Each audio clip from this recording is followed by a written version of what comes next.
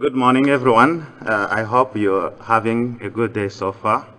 My name is Cedric Habiyaremye, and I'm co-presenting with my dear friend Rachel Blazlower. And Rachel, do you want to say something? You can introduce me, yeah. Okay. So in today's presentation, we want to talk about the evolution of quinoa breeding and the consumption in Rwanda. And before I start, I'd like to get to know my audience. Anybody who has been to Rwanda? Oh, I see some hands. And one more question. Anybody who has consumed quinoa in the last 2 weeks?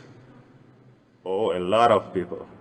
Okay, that's gonna make my job easier, so I'm not going to explain a lot about quinoa then. But in today's presentation, we are going to explore a 6-year journey of our research on quinoa in Rwanda, where we started introducing quinoa the very first time as a new crop, and we'll explore about the Model Farmers Program, how it was adopted, as well as the next step we are working on to make the integration more solidified. So because today we are to the point where farmers are growing quinoa in their farms extensively. So back in 2015, we introduced quinoa in Rwanda for the very first time with the goal to use it as one of the tools to combat chronic malnutrition and child stunting, and of course contribute to the socio-economic development. Because Rwanda is one of the countries that is facing two major social issues, especially poverty, around 59% people living below the poverty line, and around 38% of children under the age of 5, they suffer from stunting. So we introduced quinoa as to contribute to this, to see how we can alleviate this issue, because it's a powerhouse nutrient crop. The objectives of this study was to see agronomic traits of quinoa and then do participatory variety selections, working with the farmers on the ground, and then do the nutritional analysis. We started with 20 quinoa lines that we tested in 3 agroclimatic zones of Rwanda. These red stars you see there, they show the initial trial in 2015, where we started quinoa. The middle part is like the central plateau, and the other below part is the lowland, and on the top corner, like above, is the highland. So we did 3 ecological zones of Rwanda to see which variety will do well. So then, among those 20 lines we tested, we did a early variety selection. Then there was top 5 lines that were farmers' favorite, and those are actually the ones that did well in our trial. And among those 5, there are 2 breeding lines. You can see those ones with KF, those long numbers with it in the names. Those are the breeding lines, and they were collected within our collaborators at the BYU here in Utah. So then, looking farmers how they were enjoying the selection and finding their favorite lines, we find out that one of the breeding line 3964 was they loved it very much because it has red leaves, and actually was one of the varieties that has driven the adoption process. And because of that, we are also exploring the possibilities of releasing that breeding line as one of the varieties of quinoa in Rwanda. So then we started what we call Model Farmers Program, giving those varieties to farmers to test in their field. And the adoption was very surprising, like very interesting, because we started with 12 farmers in 2017. You see those stars, those are 12 farmers that we started with initially, and those red dots, I mean yellow dots, they are showing how those farmers would train them, and those farmers would train their peers in the community. So we started what you can call a micro extension program. And later on, 2 years later, even today, it has grown to the point where we have around 600 farmers. But the high concentration is in the eastern lowland of the country. So looking at how the adoption is picking up, I started a Quinoa Hub, which is a company that is helping farmers to link them to the market and also provide some extension services for those farmers who are growing quinoa and other crops they are already growing in their networks. And some of you who are here may be wondering, a new crop like quinoa, how did it pick up so quickly, and what was the drivers of adoption? I can summarize the drivers of adoption in 3 words: versatility, storability, and food security. Because farmers, they enjoyed growing quinoa because when the quinoa grains, they can use it to mill a flour and make different food product and drink products that actually it has a lot of uses for that. And then the grains can be used as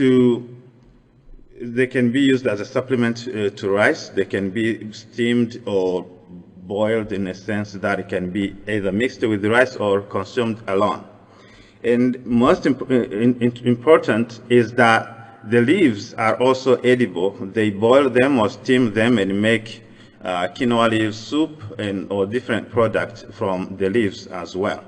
And the leftovers of the biomass is used to feed their cattle, cows or goats. And then farmers, during that, besides the consumption pattern of it, they told us how the storability, they don't have to worry about quinoa being, the unwashed quinoa is not affected by insects, is not damaged by insects during the storage or post-harvest and handling.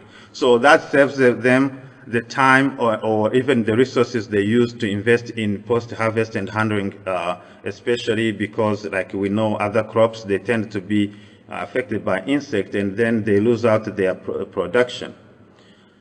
So I would like to invite my colleague, Rachel Blazerowa, to tell you more of the next steps and where we are headed. Rachel?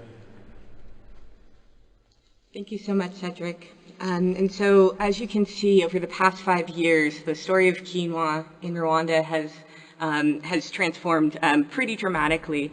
And with this growing network of farmers through Quinoa Hub, this really sort of opens our opportunities for research in the country, with WSU sort of functioning as the research arm of this operation, and then Quinoa Hub being the extension and outreach component of this story.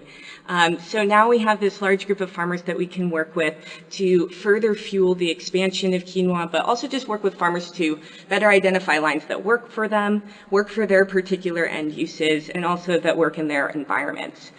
So in 2020, we sort of revisited, when we initially worked with quinoa in Rwanda, we were just starting with 20 varieties, just trying to, seeing how they performed across three environments. And so we wanted to return to sort of the early stages of variety selection and germplasm evaluation to start with a really large body of diversity for quinoa and trialing that in Rwanda and phenotyping it locally.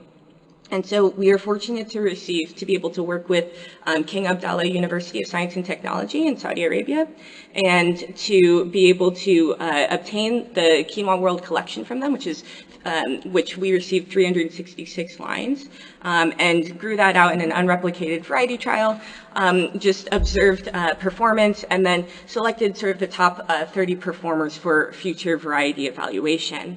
And so I'm going to kind of breeze over a lot of details there, but that was a big part of where we got material moving forward.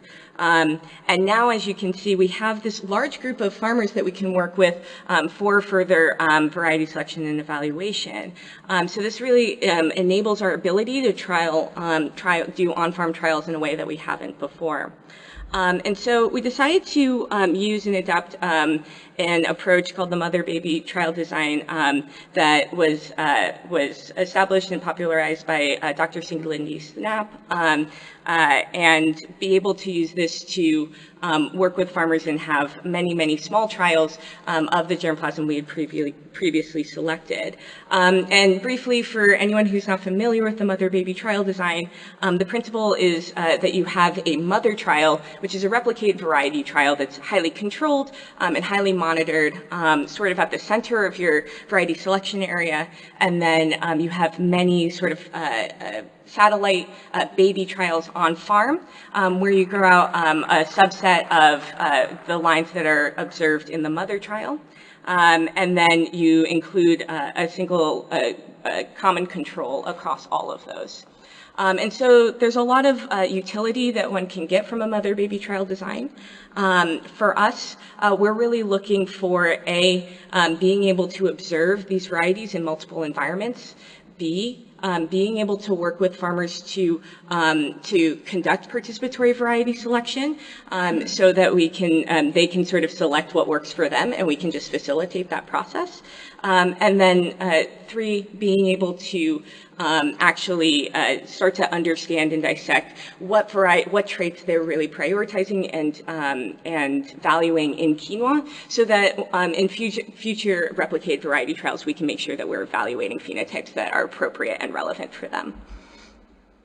And so that's sort of outlining our future directions. We're really going to start to focus our research design centered on the mother-baby trial design, working in cooperation with farmers in Quinoa Hub. Our first experiment with the mother-baby trial design was in 2021, so that just finished up this past summer. And the story of that trial was a couple COVID restrictions and logistical constraints. So initially, we intended to have our mother trial centralized with a bunch of other baby trials around, but one logistical constraint is the COO of Quinoa Hub, who facilitates all of the research trials, lives in Musanze, which is in northern province, up at the yellow star there. And as you can see, most of the most active network of quinoa farmers currently is in eastern province. These are about 4 hours apart. And due to COVID lockdowns and just travel constraints, we actually just had to have independent variety trials and then on-farm trials with 50 farmers this past year. Yep. And so moving forward, we intend to continue to work with the mother-baby trial design into next year, and continuing to use on-farm research as a key part of our story of quinoa research in Rwanda. So with that, I'd really like to acknowledge our lab and Olivier, who is the COO of Quinoa Hub, who facilitates all of this research, as well as the farmers who participate and fuel this work, as well as our financial supporters. So thank you very much. Thank you very much. For the interest of time, again, I will take one question. Is there any? Yes. Yeah, so please go ahead. Very nice story, actually. Thank you. I was wondering if you guys documented the child malnutrition and how that changed in the first part of the work you have done. If I get your question well, you are asking if we documented the child malnutrition of the course of time? The child malnutrition, we have not done that particular study, but we are collaborating with some health centers and other health workers within the community. That is a project we are thinking to maybe materialize in the upcoming future, but for now we didn't collect those kind of data. But what we know is that farmers who actually coming in within our network, they are driven with the fact that they say, some of the stories they shared with us is that they say, like, now having quinoa in my field, I can't go to bed hungry anymore because I go snap the leaves and have something to feed my family. And we know that quinoa leaves also has nutrients. Again, them having access to nutrient food like quinoa on their doorstep, that's how you say it, yeah. So that also, it's a positive impact, even though it's not measured yet, but we are hoping to further that, especially if fundings are available to help us Fair do that. enough.